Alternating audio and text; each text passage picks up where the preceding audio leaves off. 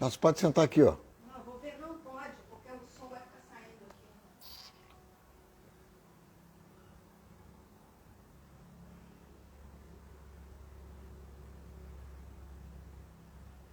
Oi, Bruno. Perdão. Ari, Fábio, Cadu. Daqui a pouquinho está aqui o nosso Marcel Berdichevski, que vai conversar comigo sobre o novo normal em Israel em relação à Covid. Lá já se aplicou 4 doses nas pessoas e a coisa continua. Continua, obviamente, de maneira muito mais tranquila. E o pessoal está me pedindo aqui para falar do Monark. Eu falo do Monark. O Monark é um rapaz que não sabe o que diz, infelizmente. Ele faz apologia do crime sem saber. Porque para ele, defender o nazismo é defender uma ideologia qualquer, mas não é. Defender o nazismo é defender o assassinato indiscriminado de judeus. Isso a democracia não aceita. Vocês imaginem se alguém aqui no Brasil resolvesse montar um partido para liquidar com todos os LGBTQI. Eu sou absolutamente contra, e qualquer um de vocês também é. Então, nós não podemos aceitar esse tipo de absurdo, que é, logicamente, fruto de uma cabeça pobre em informação. É triste, ele ultrapassou a legalidade e as instituições de direito provavelmente vão cobrar dele na justiça um posicionamento e, quem sabe, até cumprimento de pena, porque é o que a Constituição manda. Eu tenho a impressão que eu tenho aqui a minha querida amiga Gilda Grozovski. Oi, minha querida. Queria mandar um abraço para o Davi Prata, um beijo para o Turnovski, um queridíssimo beijo para o Mário Marques, que vai ser governador do Ceará. Eu vou fazer a campanha dele. Eu sou um marqueteiro melhor do que ele e vou fazer a campanha dele para o governo do Ceará e ele vai ganhar. É ou não é, Mário Marques? Muito bem, minha gente. Eu não quero perder tempo, nem tomar tempo de vocês para falar do menino Monark, ainda que ele tenha o sobrenome Ayoub, de origem árabe. Talvez ele esteja envolvido aí com algumas ideias que não são das melhores, não por ser árabe, mas talvez por estar perto de algum cidadão que seja preconceituoso, que seja de uma determinada maneira absolutamente ligado aos extremos. Isso não presta para ninguém. Marcel está aqui, eu vou chamar o Marcel, porque é ele que vai conversar comigo.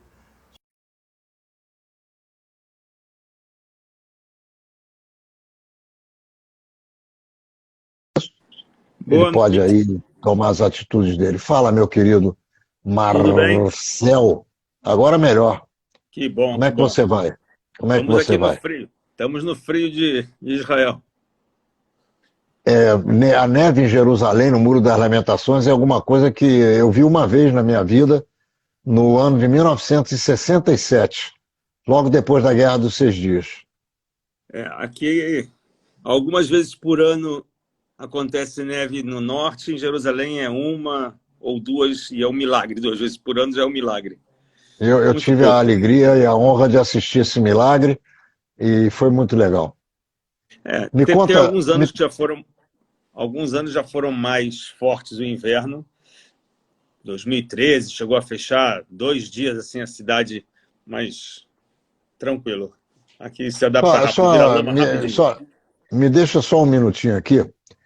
A Tá Lei bom, vai. 1700, é rápido, porque houve um problema aqui no Brasil em que um jovem, Bruno Ayoub, ele defende, o nome dele é apelido Monark, ele tem um podcast, ele defende a criação de um partido nazista, porque ele acha que todo mundo pode falar o que bem entender. Ele só esqueceu que na Constituição existem leis que têm que ser cumpridas e que proíbem esse tipo de atividade, e também a Lei 7.716, no seu artigo 20, é muito clara. E é um crime inafiançável imprescritível e ele vai ter problema. É só ele aguardar. É bom que ele bote as barbas dele de molho. Ele tem uma barbicha ainda por aparar. Não é por aqui a nossa ideia e ele vai, infelizmente, ele vai provavelmente sentar no banco dos réus. É um rapaz jovem. Eu acredito até que a intenção dele não seja aquilo que ele passou, mas a verdade é que ele está defendendo o indefensável, ele está defendendo o rompimento da lei. E eu só quero dar uma frase aqui, porque o meu papo é com o Marcel. Eu só estou respondendo a um dos nossos internautas, eu não gosto de deixar questão sem resposta. Tranquilo. Para quem entende isso, é muito simples, é português claro. O crime de expressão, ele se inicia quando a liberdade de expressão atalha a lei. Ou seja, quando o sujeito fala aquilo que ele quer falar, mas o que ele está dizendo é contra a lei, ele está cometendo um crime de expressão e ele deixou para trás os benfazejos direitos que ele teria com a liberdade de expressão. Ele rasgou a liberdade de expressão dele e ele cometeu crime de expressão e me parece que o nosso amigo aí defendendo a criação de um partido nazista, quando a propaganda nazista é proibida no Brasil, ele naturalmente está rompendo a lei e provavelmente vai pagar por isso. É por aqui. Ô meu querido Marcel, vamos falar um pouquinho sobre o novo normal em Israel? Quantos vacinados e quantas doses de vacina serão necessárias para que o normal deixe de ser novo e volte ao normal? Bom, primeiro é importante dizer que quando a gente fala do normal, não vai existir o normal o que era antes da Covid, com certeza. Okay? Isso não tem mais como voltar atrás o tempo, nem as realidades. É nova realidade e independe do número de vacinas que a gente tem que tomar ou do número como podemos dizer assim, de pessoas que vão estar contaminadas e vão estar com seus certificados de Green Pass. Isso não vai mudar.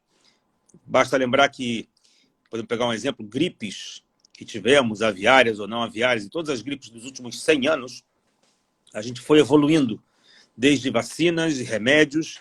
Então, essa Covid vai ser mais um tipo de enfermidade que a gente vai evoluindo na cura e vão melhorando.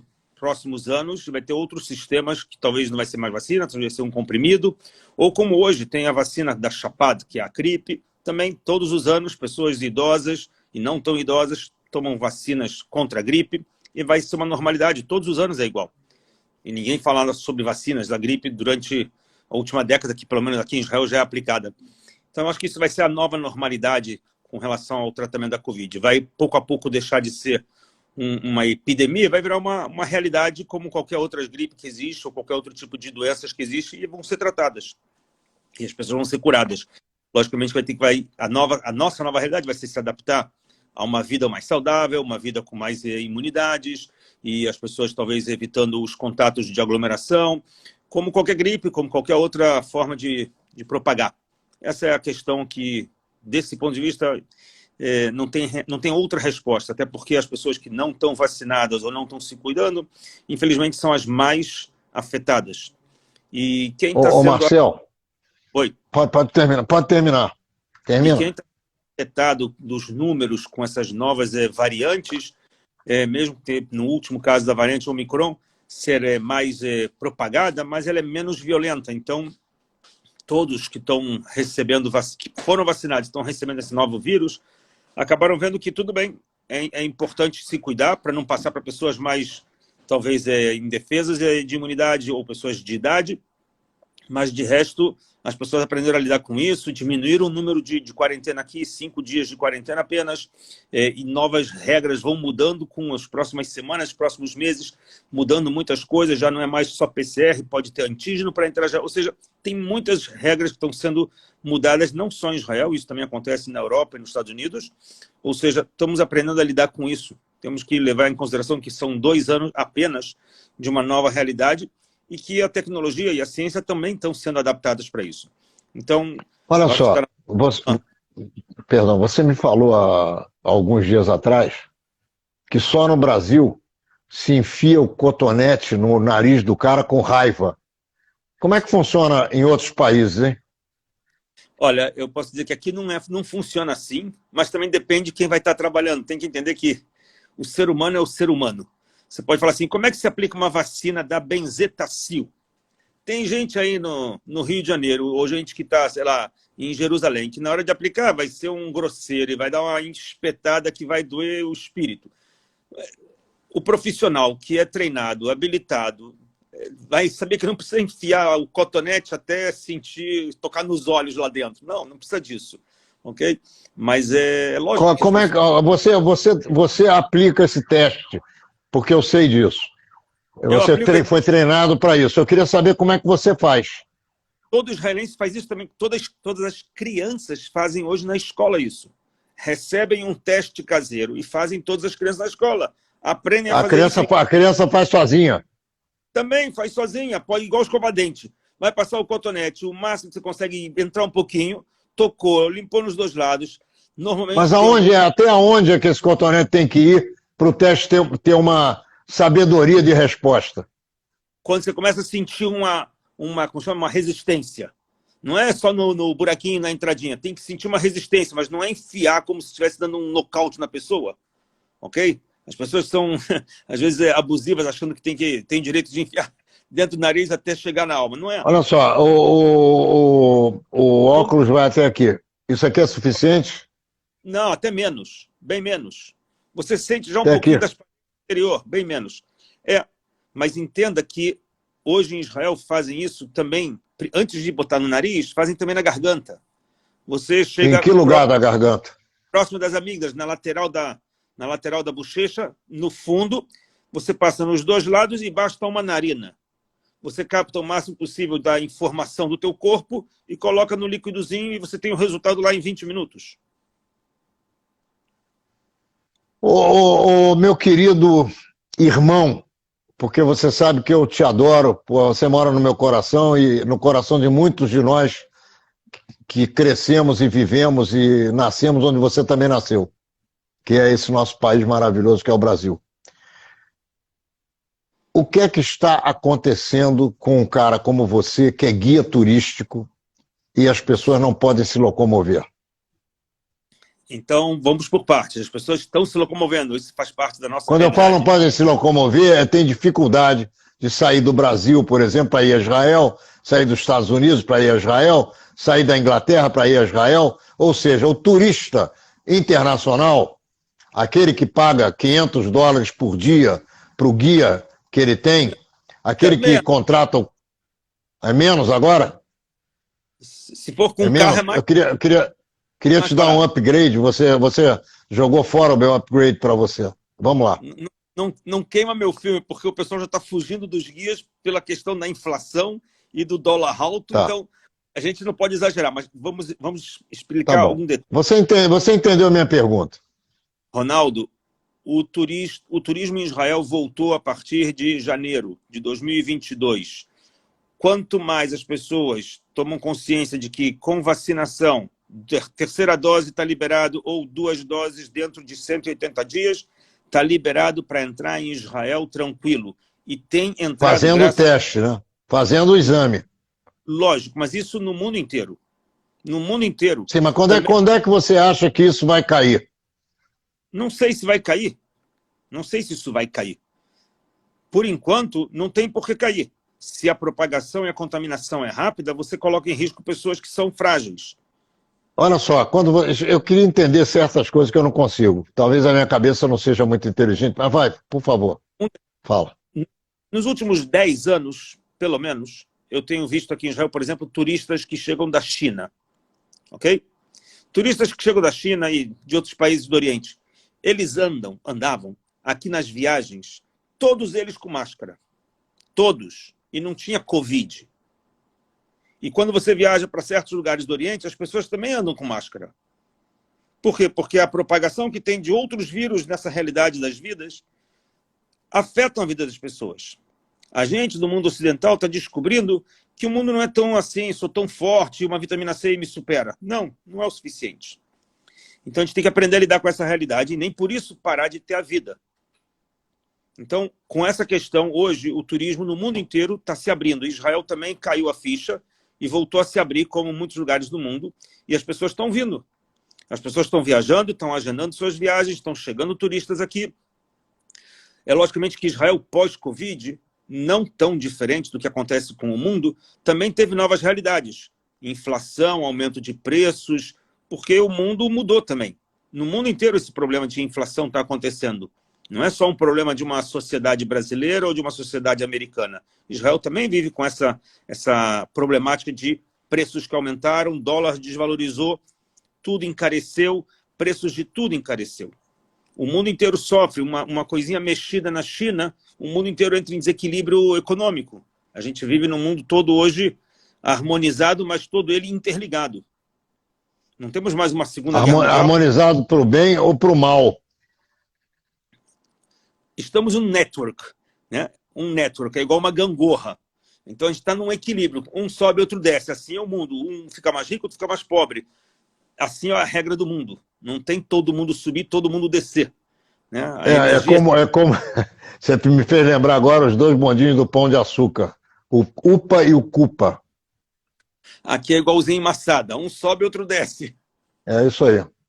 Entende? O meu querido irmão, me diz uma coisa aqui. Você me falou que muita gente que não se vacinou está sofrendo agora os efeitos da Covid. Tem estatística em Israel sobre os caras que estão internados com problemas de respiração artificial? Qual é o percentual de gente daí que não tomou vacina nenhuma? E os religiosos ortodoxos que se negavam a tomar vacina no primeiro momento? Como é que vai a relação com essa turma aí?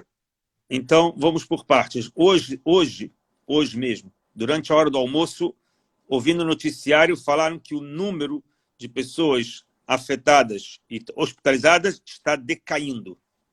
Isso falado hoje, nos noticiários. Certeza foi também já escrito na mídia que nas últimas semanas as pessoas que estavam sofrendo mais com a infecção são as pessoas que não estavam com a vacinação em dia. Isso significa algumas variantes. Ou não se vacinou, ou tomou só a primeira vacina, ou a segunda e já passou os 180 dias. Entendendo que vacina é igual comprou um queijo que tem validade para 2 semanas. Se você comer o queijo na terceira semana, ele começa a estragar e ficar verde. Ou seja, a vacina tem validade. Mas sabe o que acontece? Eu não sei aí como é que a coisa funciona, mas aqui a informação é muito pouca. As pessoas não têm informação suficiente para tomar cuidados que devem ser tomados, porque nós não temos uma central nacional que oriente as pessoas. Esse é o grande problema. É o governador de um ou de outro estado contra o presidente da República, o presidente fala uma coisa, o governador fala outra, um outro governador diz assim, o outro governador diz assado, o presidente fala que não, o outro fala que sim, é uma pândega.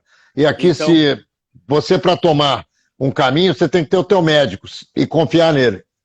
Então, deixa eu te falar, o problema da desinformação, bem-vindo, ele é mundial. Desinformação é em todos os lugares. Agora eu vou te responder uma coisa que você comentou sobre o público, por exemplo, dos ultra-ortodoxos. Esse público dos ultra-ortodoxos, se a gente definir ele bem, ele deve estar entre 10% a 15% da população de todo Israel, ok? Ou da população judaica, é menos ainda que de todo Israel, porque judeus em Israel são 75%, ok? Então, desses 75%, 10% a 15% são os ultra-ortodoxos. Um número bem pequeno quando a gente começa a ver em números, apesar de serem bem chamativos de atenção. Na primeira onda, eles foram os mais afetados. Pegaram em massa. Por um motivo básico, falta de informação. O fato deles viverem numa comunidade que nem tem, na maioria, não tem televisão ou smartphone, eles foram mais afetados e toda a onda ainda de muitas negações e o que é de verdade, eles foram os mais infectados. Depois disso, eles correram atrás do prejuízo e foram se vacinando. Paralelo a isso, surgiram alguns, podemos chamar assim, alguns loucos que queriam propagar uma onda de antivacinação. Ok? foram, desculpa a expressão, foram bombardeados pelos rabinos mais importantes do país, ultra-ortodoxos, foram meio que colocados numa margem. Qual era o argumento deles, hein? Os argumentos deles é mesmo que tem dos antivacinas também americanos, franceses e brasileiros, que é a globalização, que estão te botando um chip para te vistoriar, querem te controlar, todas as teorias da conspiração do mundo, ok?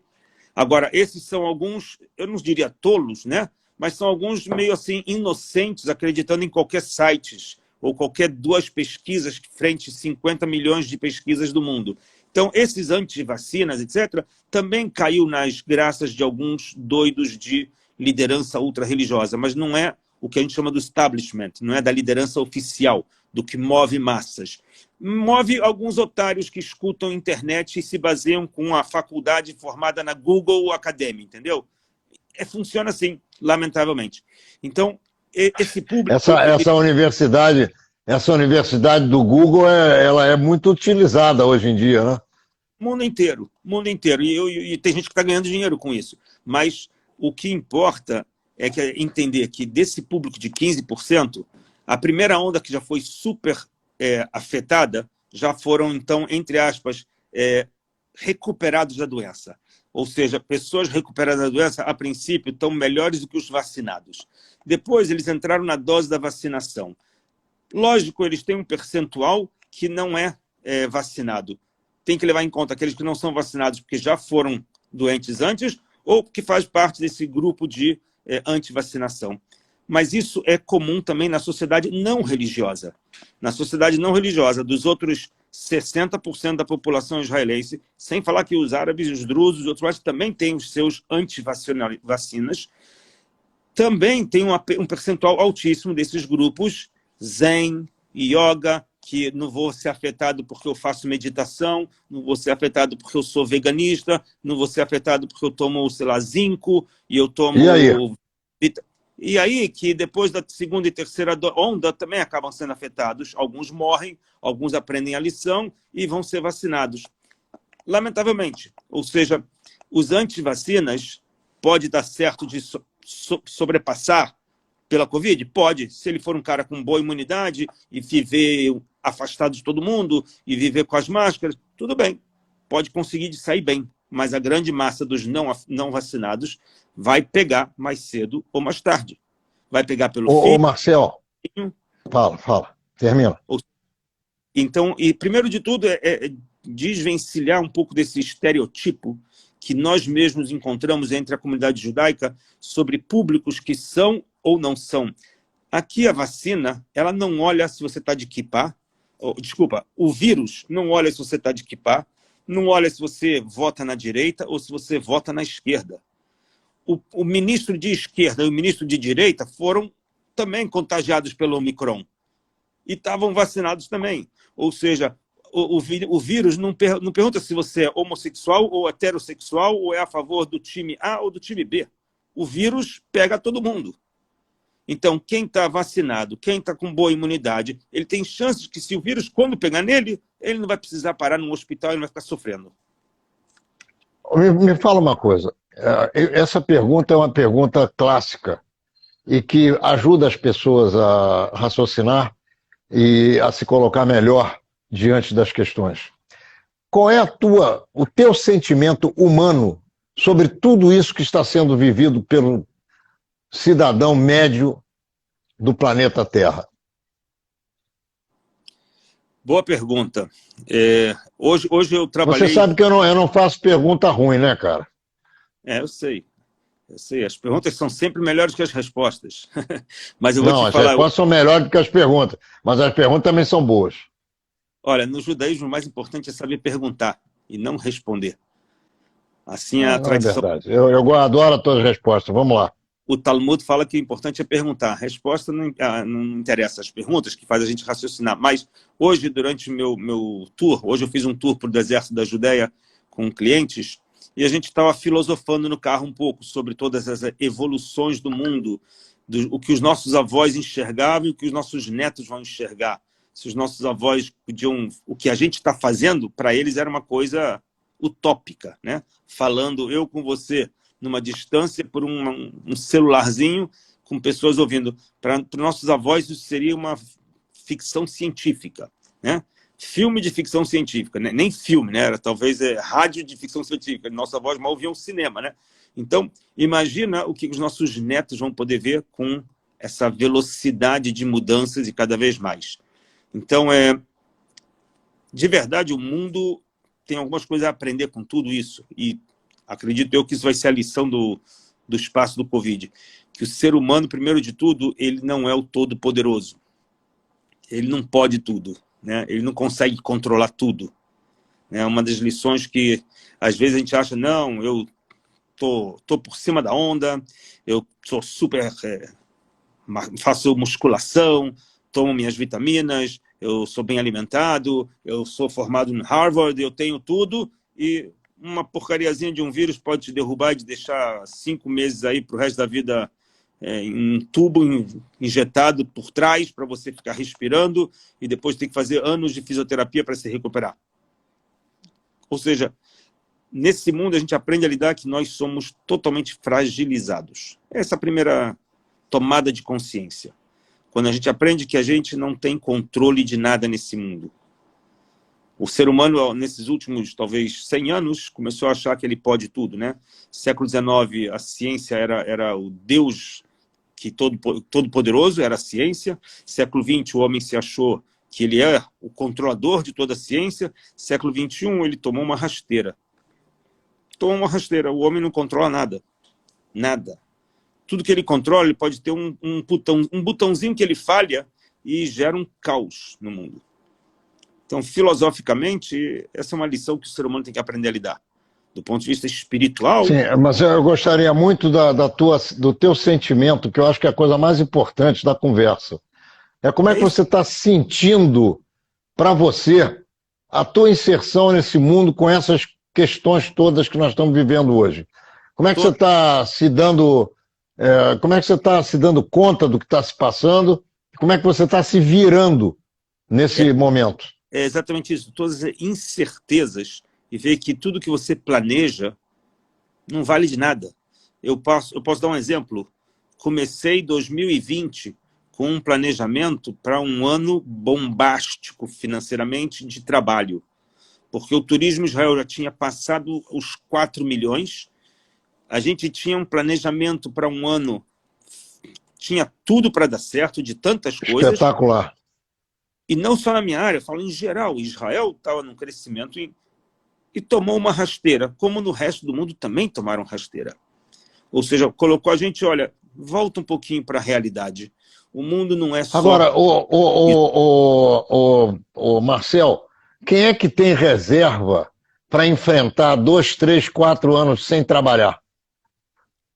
Esse é um outro problema, né? Esse é um outro problema. Muita gente empobreceu, muita gente se desfez de patrimônio, muita gente teve que largar uma carreira no qual estudou 10, 20, 30 anos para poder fazer trabalhos que são trabalhos sem nenhuma qualificação específica, para poder ganhar o paga o mínimo possível das tuas contas. As pessoas tiveram que se reabilitar. Teve gente que conseguiu, pessoas talvez mais jovens, encontrar um novo nicho de trabalho. Um novo nicho de trabalho, mas, de novo, o mundo está mudando rapidamente a questão profissional. Se há 2, 3 anos atrás, os podcasts que acontecem aqui, as palestras, tudo que a gente escuta aí, de readministração profissional, profissões que vão desaparecer nos próximos 10 anos, que o mundo vai entrar numa realidade digital, virtual, que vai mudar. O Covid foi o primeiro exemplo. O primeiro exemplo. Escritórios fecharam, grandes empresas botaram o escritório com 10% no endereço e todo o resto home office. Ganharam dinheiro com isso, deixaram de gastar com partes de obras e as pessoas continuam produzindo. Sabe que nesse período da Covid, Israel teve algumas empresas que receberam seu título lá de unicórnio de 1 milhão. Por quê? Porque nesses 2 anos continuaram sentados e produzindo que nem a gente está falando aqui, digitalmente. Deixaram de viajar, fazem encontros online e não deixaram de vender por isso. Ou seja, tem áreas que enriqueceram tanto quanto. Ou seja, você tendo algum interesse no que produzir, vai continuar produzindo. Você tem algum, que não seja teoria da conspiração, mas alguma intuição sobre a origem de uma patologia que já vinha sendo anunciada desde 2013? Olha, posso te falar que há 800 anos atrás, talvez 900 anos atrás, um médico falou o seguinte, que quando você tem uma doença espiritual, ela afeta também o físico. Esse médico se chamava Rabi Moshe Ben Maimon. Tá bom, o Maimônides. Maimônides disse que se nós pegarmos o que ele falou lá para trás, há 900 anos, e trouxermos para hoje, o que ele está dizendo é que essa doença é uma doença mental da humanidade, é isso?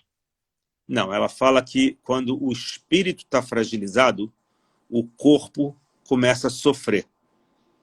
Se você não tem uma paz espiritual e uma harmonia espiritual, o corpo sofre. É como dizer que uma pessoa que está com problemas psicológicos vai começar a ter ferida na pele, vai explodir em algum lugar.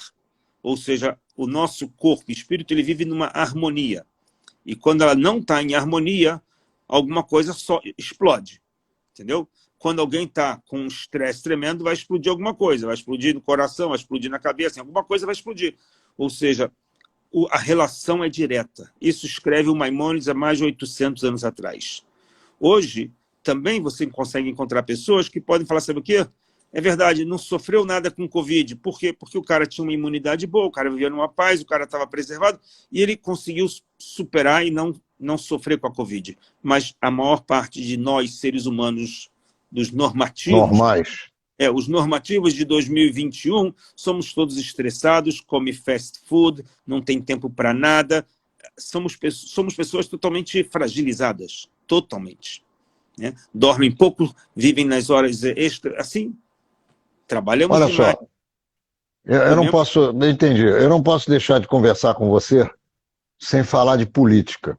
Ainda bem que você não queira falar do Flamengo, né? Não, nem quero, pelo amor de Deus. Hoje eu já me aborreci à vontade, porque eu vivo sacaneando os outros e chega a hora que eu aceito também a provocação, mas Talvez fico brabo. do Toreiro. Não é que eu fico brabo pro outro que me sacaneia, eu fico zangado, mas fico na minha. Eu escuto, porque quando é ao contrário, o cara não escapa de mim. Então, lá e cá e tá tudo bem, é chumbo trocado com amor não dói. O que eu quero saber de você é o seguinte: a gente não pode trocar assunto, mandar um abraço para o Fábio Rimer, que está mandando um abraço para mim e para você. A gente não pode falar de nenhum assunto relativo a Israel sem conversar um pouco sobre o atual governo, que é um governo opositor, e assim venceu a eleição, ao Bibi Netanyahu, ao Likud. É um governo de coalizão que vai da extrema esquerda à extrema direita, com árabes também com cadeiras do parlamento, árabes que têm cadeiras no parlamento sentando no ministério. E eu pergunto a você, qual é a tua tônica, a tua ótica, a tua nota para essa patota que está aí no governo de Israel? Olha, existe uma versão que eu ouvi de um rabino interessante, que ele fala o seguinte, esse é um Estado judaico. É um Estado judaico.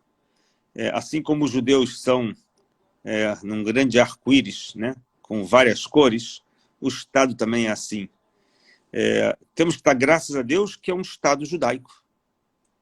Ou seja, mesmo que temos um governo que é A, B ou C, e desde que nasceu em 48 até hoje, tivemos vários governos A, B, C que eram talvez bons ou ruins nas versões ortodoxas, anti-ortodoxas, comunistas, não comunistas.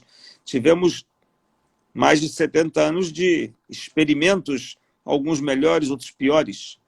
A gente agora está numa nova realidade que, como a vida, a regra da vida é sempre ação e reação, então tivemos uma ação de 13 anos de um governo que deixou muitas falhas, fez coisas excelentes, mas deixou muitas falhas, porque assim é o ser humano. ele não acerta tudo, ele acerta algumas coisas e erra as outras. Então, quando não reconhece os erros, é o pior, né? Porque você pode errar, mas reconhece os erros. Agora, quando você não reconhece, então é um problema, porque as pessoas que estão na fila vão usar os teus erros para ganhar de você. E é isso que esse grupo que é opositor e que fez uma fusão e foram contra. É um belo exemplo que a gente pode ter. Pega a Torre de Babel, né? Se juntaram para ir contra Deus. Aqui se juntaram para ir contra o Bibi. Ganharam por enquanto. O que vai ser o resultado? Mas estão indo bem? Olha, estão indo bem em algumas coisas e estão indo bem mal em outras. Entendeu? Em que eles estão indo bem mal? Estão bem mal em tentar equilibrar a economia. A economia de Israel está entrando num balanço tremendo. Balanço tremendo, porque tem uma sombra que Quando você fala em balanço, você fala em oscilação. É isso que você quer falar, né? Está oscilando. É a sombra da inflação. Quem conhece a economia israelense, Israel já viveu nos seus passados. O Brasil também já foi disso, né? Tivemos já aqui as moedas também, já trocou de moeda para shekel hadash. Aqui tivemos também aquele igual real, novo real, cruzado novo. Aqui em Israel também passamos por essa fase de superinflação. Então, também essa sombra ou esse medo do passado de um balanço na economia e gerar as superinflações. Isso é uma coisa que assusta muito e os preços estão subindo. Pouco a pouco, nos últimos anos, estão subindo. As pessoas não percebem mais quando faz o número e coloca na estatística, você vai ver que tem inflação. A gente começa a ver que tem as disparidades das camadas sociais. Ou seja, olha aqui, o falafel no último dia que eu estive em Israel, há 2 anos atrás, custava 30 shekel. Como é que está hoje? o que custava 30 shekel? Um falafel. Você pode achar por 15 shekel, não falava. Depende de onde você vai comer. Vai comer em pé no Shuka Carmel, você paga 8 shekels, 7 shekels, um falafel. Tá bom, mas eu estou falando de um lugar, por exemplo, como Yafo, em que você tem a Kikar de Yafo, e você tem ali uma lojinha de falafel e de shawarma que é espetacular. Ela pertence a uma família árabe, israelense. E ali um falafel custava 30 shekel com uma Coca-Cola e tal. Quanto é que pode estar custando hoje? A Coca-Cola vai custar 10 e o falafel vai continuar o falafel vai custar os mesmos 30 shekels. Tá bom, mas eu estou entendendo que agora é 40 o falafel junto com a Coca-Cola. A Coca-Cola é 10. Subiu alguma coisa em torno de 30% a vida em Israel, é isso? Você tem que entender que quando faz a comparação de tabelas de valores de vida, eles colocam isso tudo em dólar, para poder comparar com o mundo. E Tel Aviv é a cidade mais cara do mundo. Tá bem, há 2 anos atrás o dólar estava 3,50, hoje está quanto? 3,15. Entendeu? Então desceu ao invés de subir. Está descendo, ele está desvalorizando. Na verdade, que essa semana... O dólar está desvalorizando. O dólar está desvalorizando. Essa semana, especificamente, com o Putin na Ucrânia, o dólar deu uma certa equilibrada. Ele estava 3,1 baixando. E aí, com a ameaça do Putin, etc., as bolsas internacionais caíram, o dólar se fortaleceu 3,1, vira 19. Ainda não é algo tão, assim, muito volátil isso tudo. Como é que está a relação entre o shekel e o real? O real também agora... É 1 para 1? Não. É 1 para 1? Não. Aqui é 1 shekel, desculpa, 1 dólar é 3 shekel. Aí 1 dólar é 5 shekel. Tá, então é 1,5. Tá, aqui 1 dólar é 5 reais. Na verdade, o shekel, com 1 shekel, você compra 1,50 reais. É isso? Mais ou menos isso. Com 1 shekel você compra 1,50 reais. R$1,50. Tá. Exatamente. Diferença de 50%. Isso porque o real fortaleceu novamente agora também. Quer dizer, o dólar se valorizou, desculpa, com essa crise toda das bolsas. Mas, de novo, isso vai durar o tempo do Putin virar as costas e voltar para Moscou e tudo volta ao normal, entendeu? O mundo... Meu querido Marcel, nós estamos chegando ao final dessa nossa conversa. Você tem o tempo que você desejar para dizer tudo que você quiser dizer, orientar as pessoas, fazer divulgação do teu trabalho. Sou todo ouvidos. Importante que, quando se fala dessa nova realidade, cair a ficha de que o mundo precisa continuar andando como ele sempre andou, com as necessidades. Se antes a gente andava de Conga e hoje a gente anda de Nike, e de Nike passamos para outra marca, a mesma coisa. Se antes a gente andava de cara limpa, hoje a gente tem que andar com uma máscara, vai ter que aprender a vestir uma vestimenta que vai se adaptar às realidades, mas não deixa-se de viver. As pessoas que eu levei essa semana para passear, fomos para o Santo Sepulcro, se emocionaram porque é o que eles querem sentir o lugar, querem sentir o cheiro. As pessoas que foram no Muro das Lamentações beijaram, rezaram, se emocionaram. Pessoas que foram comigo hoje no Mar Morto e flutuaram no Mar Morto, é essa sensação que eles querem sentir. Não dá para fazer isso virtualmente, não dá para fazer isso com fotografias ou filmando, etc. É muito bonito as aulas virtuais que eu fiz, é muito bonito, mas isso é para um momento que está na crise, que você não pode sair de um lugar, mas quando você pode vir até aqui, sentir o cheiro, caminhar na chuva, sentir o que é a terra de Israel, o aroma da terra de Israel, entrar na feira e sentir o aroma das coisas que estão na feira, isso aqui não tem preço. A pessoa paga para isso. Não é que ele precisa pagar fortuna. Ele vai pagar... Olha só, a última pergunta que eu vou te fazer. Apareceu um camarada de Marte, telefonou para o Marcel. Alô, Marcel, eu sou marciano, estou descendo na Terra pela primeira vez e o meu negócio é chegar onde Deus vive. Quero chegar em Jerusalém. E vou querer sair com você um dia para um único lugar. Onde é que você me leva, hein, Marcel? Para ele ver Deus? Não, para ele ver o que você acha que é o mais importante que ele tem que ver aí. Você falou assim que ele queria ver Deus. Eu ia trazer um espelho para ele. Não, eu não falei que ele quer ver Deus. O lugar mais visitado do mundo de Israel é Jerusalém. Não, eu quero saber para você. Não é para o camarada que tem um lugar mais visitado, porque a maioria dos seres humanos é da cristandade. Não é isso, não. O Marcel quer deixar uma mensagem para o Joaquim, que é marciano. O que ele faz com esse cara dentro de Israel? Num dia de contato. Ronaldo, eu sou uma pessoa que o que mexe com a minha visão agradou, ali me dá paz de espírito, ali eu consigo passar para as pessoas, aqui me dá prazer. Hoje foi o Mar Morto. Semana passada foi o Lago da Galileia. Naquela hora, você vê o mar, as cores, a vegetação, aquilo te harmoniza, aquilo te inspira, ali você entrou em transe, ali é o melhor lugar que pode ter.